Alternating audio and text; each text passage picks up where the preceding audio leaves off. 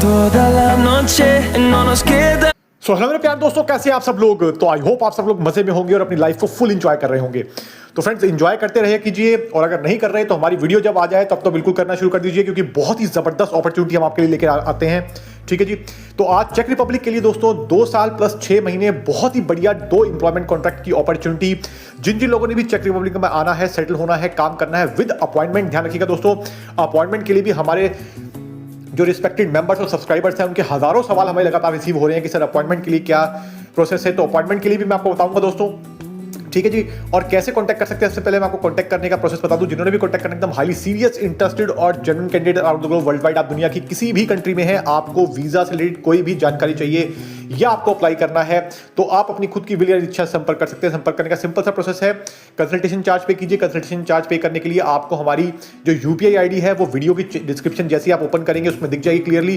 Consultation charge पे कीजिए, उसके बाद आप हमें मैसेज कर सकते हैं, हमारी टेलीग्राम आईडी भी आपको वहां पर दिख जाएगी। ठीक है।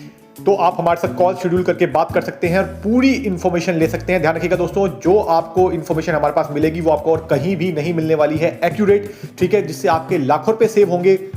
अब बाकी आपकी इच्छा है भाई। ठीक है जी। क्योंकि गलत इंफॉर्मेशन आपको लाखों रुपए आपके वेस्ट करा सकती है दोस्तों, और छोटी सी कंसल्टेशन में आपके लाखों रुपए सेव भी हो सकते हैं। बाकी हर बंदे की इच्छा है दोस्तों, जिसने अप्लाई करना है और जिसने बात करनी है। ठीक है जी। हमारा काम है आपको बताने का। अब बात करें दोस्तों, सबसे पहले मैं बता दूं कि लिमिटेड रिक्वायरमेंट है। काफी लोग वीडियो देखने के बाद 5-6 दिन, 7 दिन, 10 दिन बाद कांटेक्ट करते हैं। ठीक है। हो सकता है दोस्तों कभी कभी किसी को वीडियो लेट दिखती हो, ये भी होता है। तो उसमें क्या होता है दोस्तों, अपॉइंटमेंट जो होती हैं और जो रिक्वायरमेंट्स होती हैं वो फिलफुल हो जाती हैं। तो फिर उसमें, क्योंकि आपको पता है around the globe world wide लोग अप्लाई करते हैं, तो बहुत ही लिमिटेड अपॉर्चुनिटीज होती हैं। तो जैसे ही आप वीडियो को देखें तुरंत कॉल शेड्यूल करा के बात करें, ताकि आप आगे का प्रोसेस अपना समझ पाएं। ठीक है जी। नंबर 1 पे दोस्तों रिक्वायरमेंट आई है। पहले मैं सीजनल वर्क वीजा की बता दूं। सीजनल वर्क वीजा 6 महीने का रहने वाला है दोस्तों, आपका 6 मंथ का। इसकी जो रिक्वायरमेंट है नंबर 1 पे वो आई है दोस्तों फार्म वर्कर की। तो एज ए फार्म वर्कर, अब जैसे आपको पता है दोस्तों सीजन आने वाला है। ठीक है। जो समर सीजन है वो आने वाला है, तो आपको गर्मियों में काम फार्मिंग का काफी होता है। तो फार्म वर्कर की रिक्वायरमेंट है। इसकी सैलरी की बात करूं दोस्तों, अप्रॉक्सीमेटली इसकी 900 से लेकर 1000 यूरोज तक की सैलरी रहने वाली है। ठीक है जी। मैं यूरोज में आपको बता रहा हूं, ऊपर नीचे हो सकती है बिल्कुल। ठीक है। फार्मिंग का वर्क दोस्तों थोड़ा हार्ड वर्क होता है, इस चीज का ध्यान रखिएगा। तो आप इस हिसाब से जाएं कि आपको काम वहां पे करना पड़ेगा, थोड़ा सा हार्ड वर्क होता है। नंबर 2 पे जो दोस्तों अगेन 6 मंथ वाले पे ही है, इसमें आई हुई है जो दोस्तों जो फॉकलिफ्ट ऑपरेटर की। तो एज ए फॉकलिफ्ट ऑपरेटर जिन्होंने भी अप्लाई करना है वो भी अप्लाई कर सकते हैं। ठीक है। इसके लिए भी आपको 6 महीने का परमिट आपको मिलेगा। एक्सटेंडेबल है दोस्तों, आप इसे एक्सटेंड करा सकते हैं, पॉसिबल होता है एक्सटेंड करना, ध्यान रखिएगा। ठीक है। या फिर आप किसी और कंपनी में भी अपनी जॉब अगर आपको मिल जाती है अच्छी, तो वहां भी स्विच कर सकते हैं। तो ये भी प्रोसेस मैं आपको बता दूं, काफी सारे सवाल हमारे पास इसके लिए भी आते रहते हैं। अब बात कर लेते हैं दोस्तों 2 ईयर्स वाले वर्क परमिट में क्या क्या अपॉर्चुनिटीज हैं। फॉकलिफ्ट ऑपरेटर की दोस्तों सैलरी भी बता दूं आपको, इसकी सैलरी रहने वाली है दोस्तों अप्रॉक्सीमेटली 1200 यूरोज के आसपास। अब 2 ईयर्स वाले वर्क परमिट की बात कर लेते हैं फ्रेंड्स। 2 ईयर्स वाले वर्क परमिट में आपको सबसे पहले मैं क्लियर कर दूं कि नंबर 1 पे जो रिक्वायरमेंट आई है वो आई है दोस्तों एज ए बार टेंडर्स की। तो एज ए बार टेंडर जिन जिन लोगों ने भी अप्लाई करना है, जिनके पास फूड एंड बेवरेजेस यानी कि F&B का एक्सपीरियंस है, तो वो अप्लाई कर सकते हैं। ठीक है जी। इसकी सैलरी की बात करूं तो इसकी सैलरी बहुत ही बढ़िया रहने वाली है। अप्रॉक्सीमेटली 1200 से लेकर 1400 यूरोज की इसकी सैलरी रहने वाली है। मोर और लेस हो सकती है depending upon candidate to candidate. दोस्तों ध्यान रखिएगा, हर किसी कैंडिडेट की प्रोफाइल अलग होती है और कैसे एलिजिबिलिटी क्राइटेरिया उनका मीट हो रहा है उस चीज से हम आगे आपको बता पाएंगे फाइनली। ठीक है जी।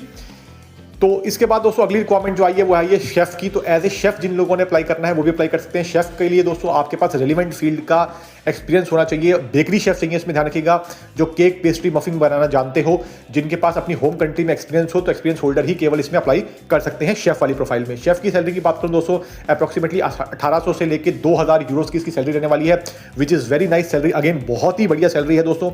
ठीक है जी। तो ये तो हो गई दोस्तों रिक्वायरमेंट की बात। अब बहुत ही कम रिक्वायरमेंट है दोस्तों, टोटल मिला के इन सारी रिक्वायरमेंट्स में से सिर्फ 40 कैंडिडेट्स चाहिए। ठीक है। टोटल सब सारी रिक्वायरमेंट मिला के बता रहा हूं दोस्तों, सिर्फ 40 कैंडिडेट्स की रिक्वायरमेंट है। आपको बताइए जैसे ही वीडियो लाइव होती है, ठीक है, तो वर्ल्ड वाइड लोग अप्लाई करते हैं, तो रिक्वायरमेंट ऑब्वियसली बात है दोस्तों जल्द से जल्द फिल हो जाती है। तो जब आप वीडियो देखें कोशिश करें जल्द से जल्द आप बात कर लें। ठीक। इसके बाद दोस्तों बात कर लेते हैं थोड़ा प्रोसेस की और अपॉइंटमेंट रिलेटेड। सबसे पहले दोस्तों प्रोसेस की बात कर लेता हूं। तो प्रोसेस के लिए इसमें आपको प्रोसेसिंग टाइम वैसे तो डिपेंड करता है दोस्तों आप किस कंट्री से अप्लाई कर रहे हैं। जैसे आप बांग्लादेश से अप्लाई कर रहे हैं या नेपाल से अप्लाई कर रहे हैं या और किसी कंट्री से अप्लाई कर रहे हैं, तो डिपेंड करता है। वैसे मैं आपको एक जनरल ओवरव्यू दे रहा हूं। आप लगभग इसमें 3 महीने मान के चल सकते हैं। 3 महीने यानी कि 90 डेज के अप्रॉक्स इसमें टाइम लग जाता है, मोर और लेस हो सकता है। अगेन मैंने आपको बताया है, ये मैं सिर्फ आपको एक बता रहा हूँ, बेसिक टाइमलाइन बता रहा हूँ, ठीक है। बाकी आपकी कंट्री पे डिपेंड करता है कि आपकी कंट्री में किस तरीके की सिचुएशन है चेक रिपब्लिक को लेके, ठीक है जी। अब बात कर लेते हैं दोस्तों अपॉइंटमेंट की। तो अपॉइंटमेंट दोस्तों इसमें एम्बेसी अपॉइंटमेंट होती है। आपका जो एम्प्लॉयर है दोस्तों, सबसे बड़ी बात मैं आपको बता दूं, जो एम्प्लॉयमेंट एजेंसी इसमें काम कर रही है, ठीक है, वो आपकी पूरी हेल्प करेगी आपको अपॉइंटमेंट दिलवाने में, ठीक है।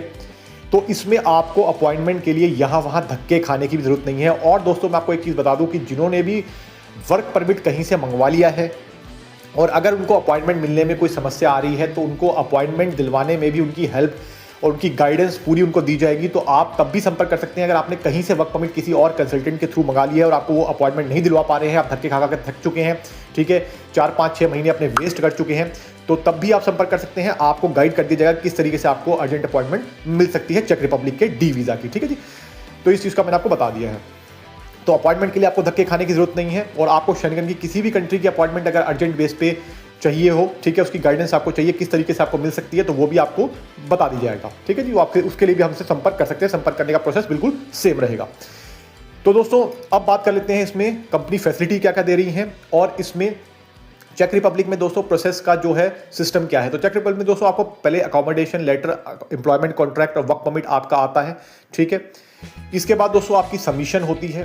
बेसिक डॉक्यूमेंट ये होते हैं आपका पासपोर्ट, ठीक है, आपका एक्सपीरियंस सर्टिफिकेट अगर आपके पास है तो आपकी बैंक स्टेटमेंट दोस्तों ध्यान रखिएगा, बैंक स्टेटमेंट बहुत जरूरी है। लोग पूछते हैं कि सर बैंक स्टेटमेंट लगाएं या ना लगाएं, तो भाई बैंक स्टेटमेंट नहीं लगाएंगे तो आपके वीज़ा तीर तुक्के वाला खेल है, वो आपकी मर्जी। लेकिन बैंक स्टेटमेंट दोस्तों वर्क परमिट या किसी भी कैटेगरी के वीज़ा में, खासकर शेंगन कंट्रीज के लिए बहुत ही इंपॉर्टेंट होती है, ठीक है। लोगों को नॉलेज नहीं होती है तो, लेकिन वर्क परमिट के लिए मैं बता दूं आपको कि जो आपका चेक रिपब्लिक के लिए बैलेंस होना चाहिए अप्रॉक्सीमेटली दोस्तों आपके अकाउंट में लगभग मैं डॉलर्स में बता रहा हूं, आप जिस भी कंट्री में रहते हैं उसको अपनी लोकल करेंसी में डॉलर को कन्वर्ट करके देख लीजिएगा। लगभग 2 से लेकर $2,500 आपके पास जब आप अप्लाई कर रहे हैं उससे पहले आपके पास होने चाहिए, मिनिमम बता रहा हूं। इससे ज्यादा है तो बहुत ही बढ़िया बात है, ठीक है जी।